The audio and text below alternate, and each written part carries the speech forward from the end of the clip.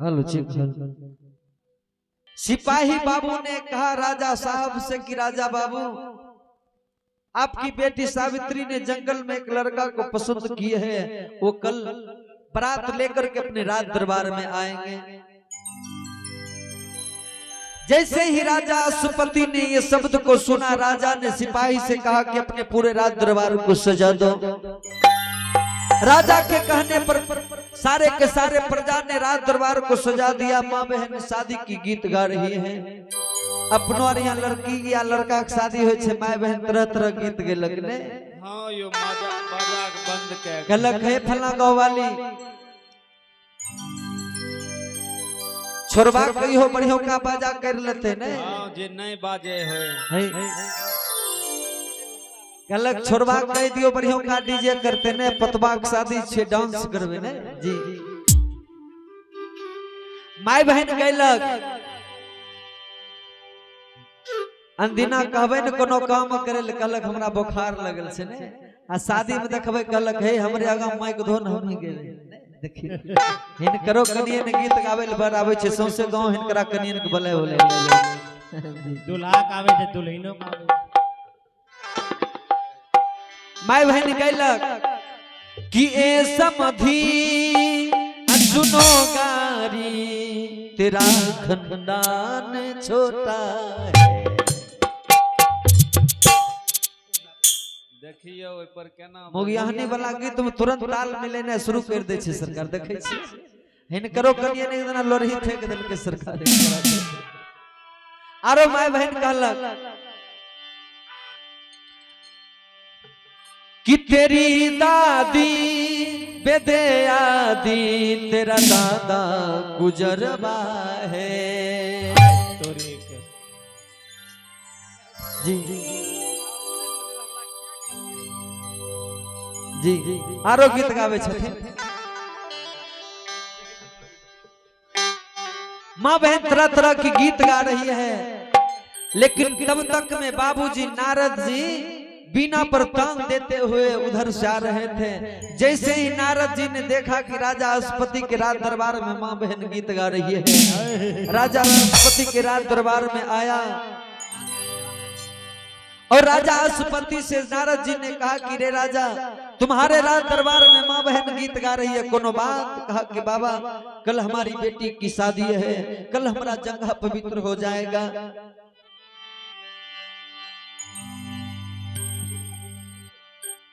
बाबा आप सही समय पर आ गए, थोड़ा अपना पतरा निकालिए, जरा हमारी बेटी का भाग रेखा देखिए ना, हमारी बेटी का किस्मत कैसा है। जिस लड़का के साथ हमारी बेटी का शादी होगा वो लड़का का भाग कैसा है। नारद जी ने पतरा निकाला। नारद जी ने कहा कि राजा तुम्हारी बेटी का नाम? राजा अश्वपति ने कहा कि मेरी बेटी का नाम सावित्री है। राजा से नारद जी ने कहा कि रे राजा तुम्हारी बेटी साक्षात लक्ष्मी दुर्गा की अवतार है रे। जिस घर में तुम्हारी बेटी जाएगी ना उस घर में 4 चांद लगा देगी रे। कहा कि बाबा जरा जिस लड़के के साथ हमारी बेटी का शादी होने जा रहा है उस लड़का का भाग रेखा देखिए ना, उनका आयु देखिए। जैसे ही नारद बाबा ने पतरा को उल्टाया, नारद जी ने कहा कि राजा उस लड़का का नाम क्या है? कहा कि उस लड़का का नाम सत्यवान है। जैसे कहा ना सत्यवान है, नारद जी पतरा को देखना शुरू किया। नारद जी जोर जोर से चिल्लाने लगा, रे राजा अरे यह क्या किया अश्वपति अनजाने में, तेरी बेटी एक दिन रोएगी, अरे 1 साल वह जिएगा, सावित्री विधवा बन जाए। कहा कि रे राजा जिस लड़का के साथ अपनी बेटी का शादी करने के लिए जा रहे हो ना उस लड़का का उम्र मात्र 1 वर्ष का है। 1 वर्ष के बाद तुम्हारी बेटी विधवा बन करके जीवन भर तुम्हारे चौखट पर बैठ करके रोएगी। अभी वक्त है इस शादी को रोक दे। इतनी बात कह करके नारद जी राजा अश्वपति के राज दरबार से चले गए। राजा रोते हुए दौड़ते हुए आया और रानी से कहा कि रानी अपनी बेटी को शादी करने के लिए मना कर दो। कहा कि पतिदेव क्यों? कहा कि रे जिस लड़का के साथ अपनी बेटी सावित्री शादी करने के लिए जा रही है ना, वो लड़का का उम्र मात्र 1 वर्ष का है। 1 वर्ष के बाद हमारी बेटी विधवा बन जाएगी। तब तो राजमैया ने दौड़ते हुए गई और जिस कक्ष में सावित्री सज धज रही थी, कहा कि बेटी ये शादी को रोक दे, बेटी ये शादी को रोक दे। कहा कि मैं जानता हूं जब बेटी माँ के चौखट से विदा होकर के अपने माई के ससुराल की तरफ जाने लगती है ना, उस वक्त माँ का कलेजा फट जाता है। कोई भी माँ नहीं चाहती हो कि हमसे हमारी बेटी बिछड़ जाए। कहा कि बेटी वो बात नहीं है। कहा कि तब राजमैया कहती है बेटी जिस लड़का के साथ तुम्हारी शादी होने वाला है ना, वो लड़का का उम्र मात्र 1 वर्ष का है। 1 वर्ष के बाद तू विधवा बन जाएगी। अपने आंचल से सावित्री ने अपने माँ के मुंह को बंद कर दिया और कहा कि माँ और बाप का बात लगता है। कौन कहता है कि मेरे पति का उम्र 1 वर्ष का होगा?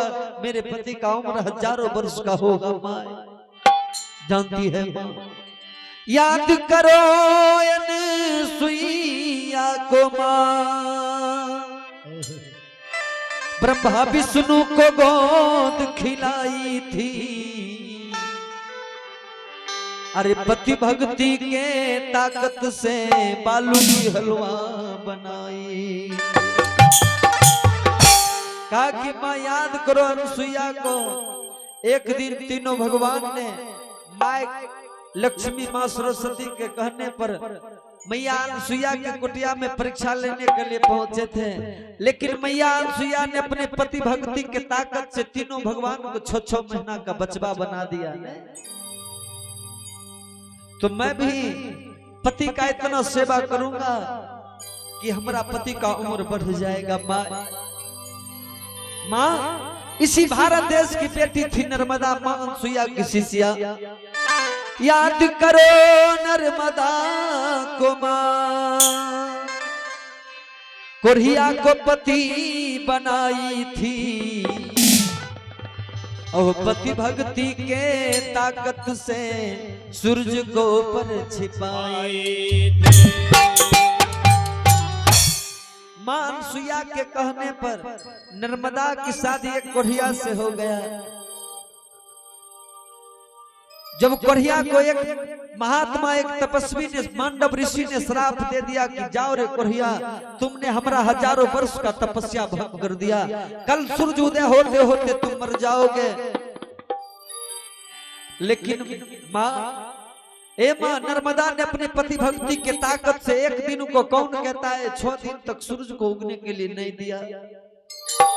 मरो न बंद करो, हमारा शादी जब भी होगा तो उसी के साथ हम करेंगे, चाहे कहीं दिन का क्यों न रहे, मांग भरेंगे वो स्वामी। कहा कि माँ एक ही दिन का उम्र क्यों ना मेरे पति देव का है, लेकिन एक ही दिन के लिए तुम्हारे चौखट से सुहागन बन करके तुम्हारी बेटी चली जाएगी यहाँ से। जीवन में कभी भी लौट करके अपने ससुराल से तुम्हारे चौखट पर माई नहीं आऊंगी। अजय बे ससुररिया पिया के नगरिया, पियावा के नगरिया देखी के कर जावा फटइए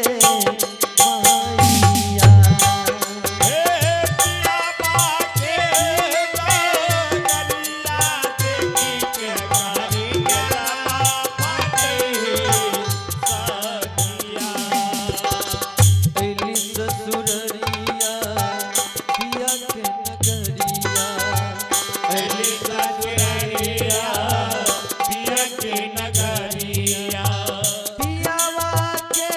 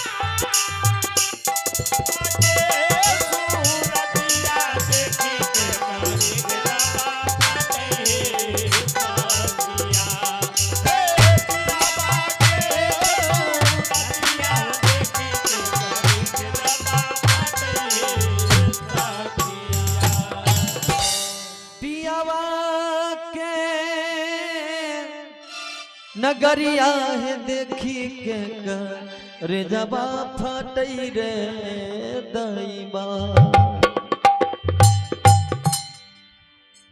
सावित्री रो रही है, कही कि माँ एक ही दिन का मेरे होने वाले पतिदेव का उम्र होगा ना, एक दिन के लिए तुम्हारी बेटी सुहागन बन करके तुम्हारे चौखट से चल जाएगी। सावित्री सजने लगी, धजने लगी, अपनी माँ से कही कि माँ कन्यादान का समय होने वाला है, कुछ देर के बाद बारात अपने चौखट पर आएंगे, जाकर के पिताजी को कहो रोने के लिए नहीं।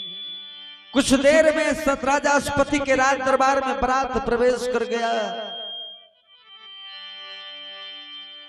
जाकर के सज धज करके मंडप पर सावित्री बैठ गई